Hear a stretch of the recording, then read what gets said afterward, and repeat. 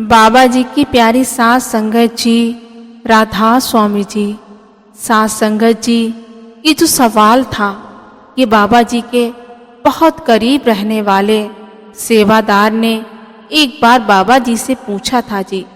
जब बाबा जी के साथ इस सेवादार की बात हुई थी तो उन दिनों नवरात्र के दिन चल रहे थे और इस सेवादार की पत्नी भी एक सत्संगी तो थी, लेकिन वे हर बार नवरात्र के लिए व्रत भी रखती थी। और एक दिन ऐसे ही नवरात्रि के दिन चल रहे थे और ये सेवादार डेरे में थोड़ी देरी से पहुंचा था। तो जब बाबा जी ने पूछा कि भाई क्या हुआ, आज देरी से कैसे आए, तो सेवादार ने कहा कि बाबा जी नवरात्रि के दिन चल रहे हैं और आज मेरी पत्नी ने अष्टमी का पूजन रखा हुआ था और सुबह मेरी पत्नी ने कंजक पूजन किया था, इसलिए मुझे आज आने में देरी हो गई। तो बाबा जी ने कहा कि बेटा ये तो अच्छी बात है, ये तो हमारी आस्था की बात है और अगर हमारा मन ऐसा करने से झुकना सीखता है तो हमें वह काम जरूर करना चाहिए, क्योंकि जब मन झुकेगा तो हमें भजन सिमरन करने में हमें आसानी होगी, क्योंकि हमारा असली मकसद तो मालिक को पाना है।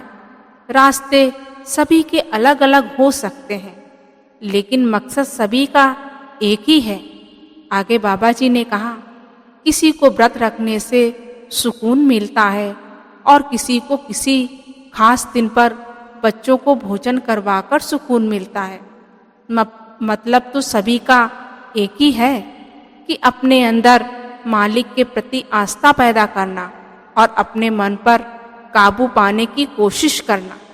लेकिन हमें तो इन सब बातों के साथ साथ भजन सिमरन को समय जरूर देना है और अपने असल मकसद की ओर बढ़ना है। और असल मकसद को हासिल करने का एकमात्र जरिया है भजन सिमरन करना।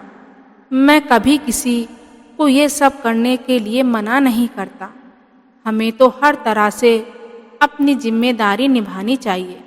अगर हमारे पूर्वजों से कोई रीत चली आ रही है और अगर हम उसको फॉलो करते हैं और हमें उसमें खुशी मिलती है तो हमें जरूर करनी चाहिए। मतलब तो मन को झुकाना है। मन झुकेगा तभी तो भजन सिमरन पर बैठेगा। फिर सेवादार ने बाबा जी से कहा कि बाबा जी, क्या आप इस बात पर नाराज तो नहीं हुए ना कि मेरी पत्नी ने व्रत रखती है या देवी देवताओं को पूजती है?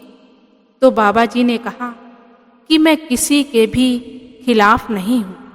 मैंने कभी किसी को मालिक की पूजा करने के लिए मना नहीं किया है। आपको जहाँ और जिस काम में खुशी मिलती है और आपकी आस्था जहाँ जुड़ी है, आप वे काम जरूर कीजिए। मालिक तो एक ही है। अलग अलग धर्मों ने मालिक के अलग अलग नाम जरूर रख दिए हैं, लेकिन किसी भी धर्म ने कभी ये नहीं कहा कि मालिक 2 हैं या 3 हैं। फिर बाबा जी ने सेवादार को देवी देवताओं के स्थान के बारे में समझाते हुए कहा कि पुराने समय में मंदिर इसलिए बनवाए गए क्योंकि उस समय परिवार बहुत बड़े हुआ करते थे, तो लोगों को भक्ति के लिए एक अलग स्थान की जरूरत होती थी और लोग मंदिर में जाकर भक्ति किया करते थे। मकसद तो तब भी यही था और आज भी यही है कि मालिक की भजन बंदगी करके मालिक को हासिल करना, चाहे घर बैठ करो या किसी धार्मिक स्थान पर करो, लेकिन मालिक मिलेगा हमें हमारे अंदर ही। और जहाँ मन झुकता है और शांत होता है उस जगह पर जाकर हमें भजन बंदगी करनी चाहिए, जिससे हमारी सूरत जल्दी ऊपर चढ़ने लगेगी और हमें मनुष्य जन्म का असली मकसद समझ आ जाएगा। साथ संगत जी, बाबा जी की ये बातें सेवादार को अच्छे से समझ आ गई। अगर आपको भी रूहानी साखी सुनना पसंद है तो चैनल को सब्सक्राइब जरूर कीजिएगा। इसी के साथ मैं आपसे विदा लेती हूँ। मिलते हैं अगली वीडियो में। गुरु प्यारी सास संगत जी, राधा स्वामी जी।